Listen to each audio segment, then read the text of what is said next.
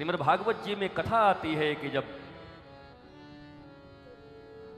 भगवान बलराम और रेवती का विवाह होता है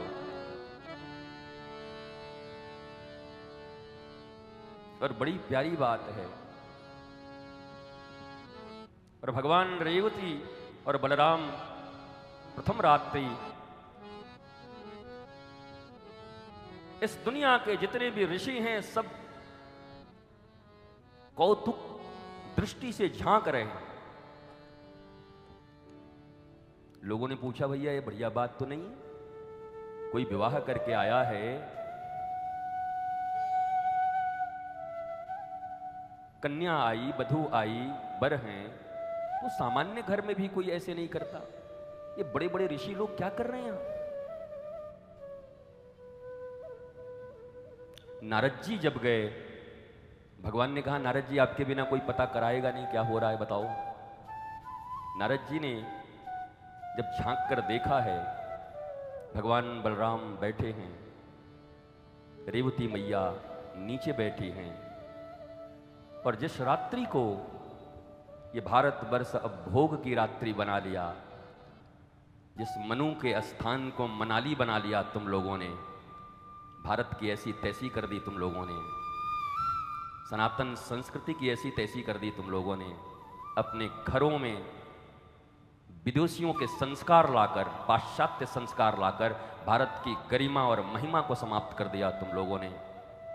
भगवान बलराम बैठे हैं, मैया रेवती नीचे बैठी हैं, भगवान बलराम की आंखें बंद हैं, माता रेवती की भी आंखें बंद हैं, अश्रुधार बह रहे हैं। जब सारी दुनिया उस रात्रि को भोग की बात करता है, उस समय भगवान बलराम कन्हैया की कथा सुना रहे हैं रेवती को, उस समय योग की चर्चा कर रहे हैं, योगीश्वर की। ये भारत, ये बलराम की भूमि है, ये बलदाऊ की भूमि है।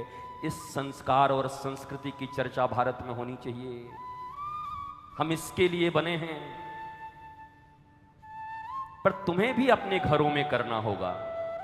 प्रथम बार जब विवाह होके आए ना बच्चे का, तो तुम भी मत पड़ जाओ इसके पीछे। तुम माता हो, पिता हो, मुझे तो लज्जा भी आती कभी कभी, क्या कहूं। तुम तैयारियां करते हो उनका, कहां जाने की, कहां जाने की, सारी गैरत, सारी प्रतिष्ठा बेच दिए। जैसी जिंदगी खुद जिए हो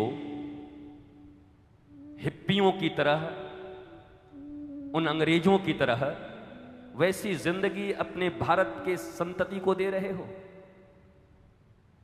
जहां ऋषियों का उद्भव हुआ है, जहां की संतानें पूरी दुनिया में पूजी जाती हैं, ईश्वर अवतार लेने को बार बार इस भारत को चयन करता है, वहां तुम अपने घरों में मंदिर बना बना के, पूजन कर करके, जलवा इत्यादि के नाम पर सबको इवेंट बना दिया है, हर पूजा को, हर पाठ को।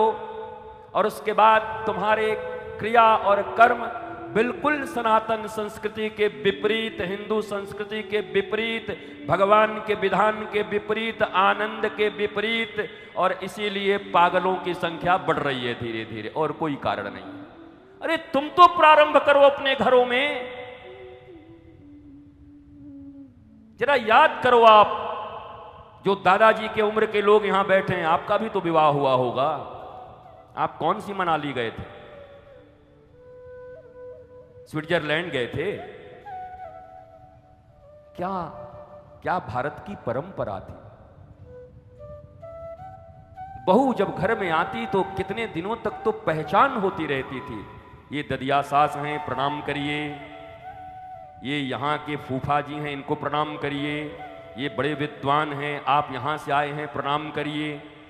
कई दिन, कई रात्रियां पहचान में गुजरती थी अपने संस्कृति की। पता नहीं कहाँ से ये अंग्रेज की औलादें बैठ गई हैं, जिन्होंने भारत की संस्कृति को गिरवी रख दिया और अपने खानदानों में डिप्रेशन का रोग पैदा कर दिया। और अब ये लोग मंदिरों में, बाबाओं के पास, यहाँ वहाँ घूमते चलते हैं। बाबा जी कोई कुछ बांध दो, हमारा बेटा ठीक हो जाए। बाबा जी हमारे घर में बड़ी गड़बड़ी है, कुछ ठीक कर दो। कहाँ से हो जाएगा? संस्कार मानते नहीं, संस्कृति मानते नहीं। 16 संस्कारों का अंतिम संस्कार कर दिया, क्रियाकर्म कर दिया, कहां से होगा तुम्हारे घरों में आनंद? मैं श्रीमद् भागवत के इस पवित्र मंच से भगवान की भगवत्ता और सनातन धर्म की संस्कृति, जिससे तुम्हारे, अच्छा सनातन संस्कृति की बात जब करते हैं तो कई लोग ऐसा देखते हैं, ऐसा लगता है अरे ये सब पार्टी पॉलिटिक्स की बात करते हैं। तुम्हारे घर में लगी है आग, पागल तुम्हारे घर में पैदा ले रहे हैं, डिप्रेशन तुम्हारे घर में पैदा ले रहा है, और तुम कह रहे हो यहां पार्टी पॉलिटिक्स कर रहे हैं। ये तुम्हारे घर की बात कर रहे हैं, तुम्हारे बेटे और बेटियों की बात कर रहे हैं, तुम्हारे बहुओं की बात कर रहे हैं, तुम्हारे परिवार में जो आग लगा है अशांति का, दुख का, कष्ट का, अभाव का, वो सनातन संस्कृति से उसका पालन करके दूर किया जा सकता है। तुम्हारे घरों में आनंद, आह्लाद, शांति और प्रेम का आगमन हो सकता है। ये किसी पार्टी और पॉलिटिक्स की बात नहीं है, ये किसी समाज सेवा की चर्चा नहीं चल रही है, ये किसी राष्ट्र सेवा की चर्चा नहीं चल रही है। हमारे घरों में प्रवेश कर गए दुखों को दूर करके घर में कृष्ण रूपी आनंद की स्थापना कैसी हो, जिसके लिए तुम दिन रात परिश्रम कर रहे हो, उसकी बात चल रही है। नहीं, कई लोग महाराज जी अच्छा बोलते हैं पर देश के लिए कुछ ज्यादा बोलते हैं। हाँ, वो संस्कृति, सनातन इत्यादि के बारे में हाँ यही सब बोलते रहते। अरे तुम्हारे घरों की बात चल रही है। अगर ये 16 संस्कार भारत में मैंडेटरी कर दिए गए ना, सिर्फ पढ़ा दिए गए स्कूलों में बच्चों को, दूसरे पहले क्लास से अगर इस 16 संस्कारों की चर्चा होनी शुरू हो गई और एक एक सनातनी बच्चे को अपने 16 संस्कार पता हो गए, आप विश्वास और भरोसा मानो, ये इतने शासन करने के बाद, इतने पहरे लगाने के बाद भी अपने परिवारों को तुम ठीक नहीं कर पा रहे हो, कभी ठीक नहीं हो सकते जब तक उनको अपने संस्कार के बारे में बचपन से ज्ञान नहीं दोगे। बूढ़ा तोता कभी राम राम नहीं बोलता। घर में तोता पाले हो कभी? इतना बड़ा तोता बूढ़ा आ जाए, कंठ निकला हुआ, उसको सिखाओ ए रूपू सीताराम, तुम सिखाते सिखाते परेशान हो जाओगे, टेंटे करता रहेगा। छोटा सा तोता ले आओ, सुखदेव इतना छोटा सा बच्चा सा, सीताराम सीताराम, एक दिन धीरे से बोलेगा सीताराम, तो तुम्हारे भी कंठ फूट जाएंगे ना।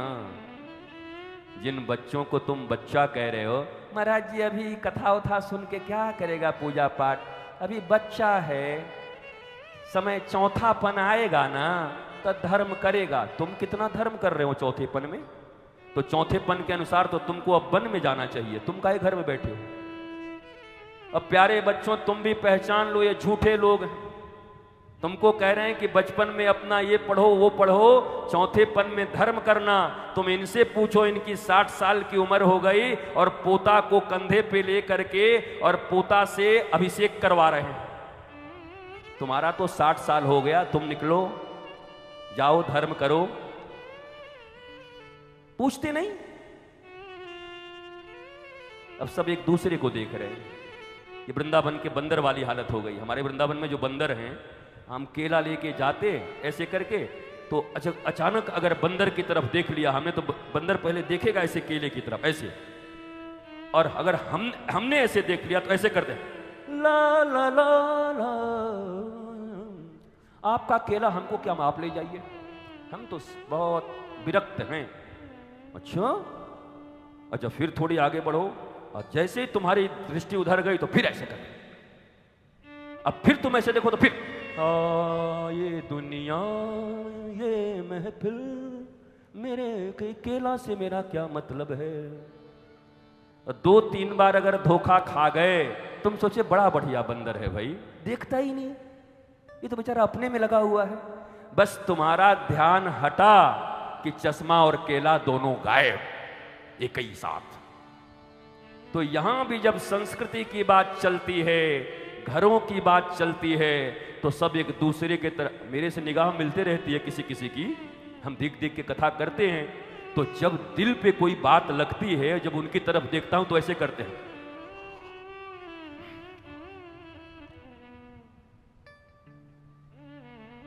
मतलब हम देख नहीं रहे आपकी तरफ। अरे देखो, हम तो देख रहे हैं, तुम भी देखो, देख के बात करो। क्या 16 संस्कार दिए? और जब बचपने में नहीं दिया आपने, बचपने में मैकोले की औलाद बना के बस्ते किताब गधे की तरह बांध कर A for apple, B for boy और सिर्फ यही पढ़ाते रहे, तब क्यों नहीं समानांतर रूप से किसी सदगुरु की शरण में रखकर, और पहली गुरु तो माता और पिता होती हैं, मातृ देवो भव, पितृ देवो भव, आचार्य हमारा तो तीसरा नंबर है। जब 1 नंबर और 2 नंबर गड़बड़ हो गए तो 3 नंबर क्या करेगा? बोलो। बाबा लोग कुछ करने, बाबा लोग क्या करें? 1 नंबर तुम्हारा, 2 नंबर तुम्हारा, 3 नंबरी आदमी क्या करेगा बैठ के? तुम कुछ तो माल बढ़िया ला करके दो। पत्थर दोगे और आटा लोगे हमसे?